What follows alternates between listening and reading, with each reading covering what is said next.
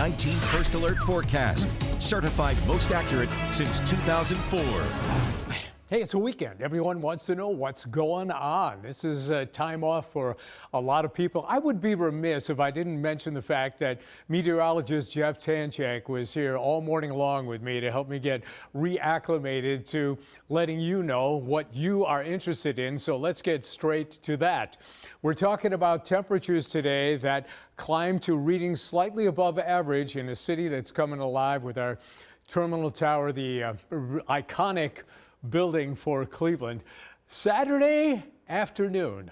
This afternoon is when the rain arrives, and that's when we'll top out. We may get to 43, but I'm thinking maybe 42 will probably do it for us.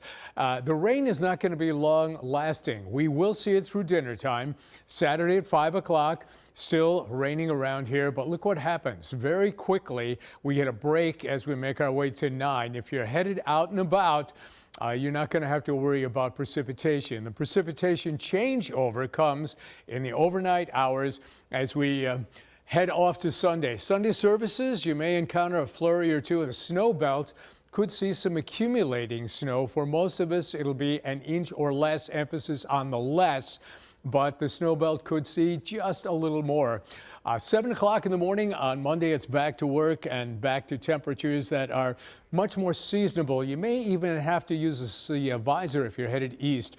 We'll see some sunshine as we make our way through Monday. By Tuesday at midnight, we're talking about temperatures right around the freezing mark. So today, 42.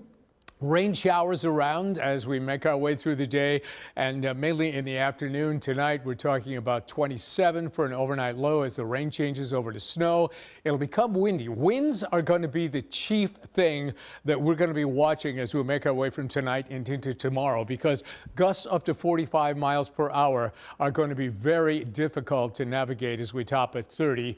And we'll head into, look at this temperature dip. 42 to 23.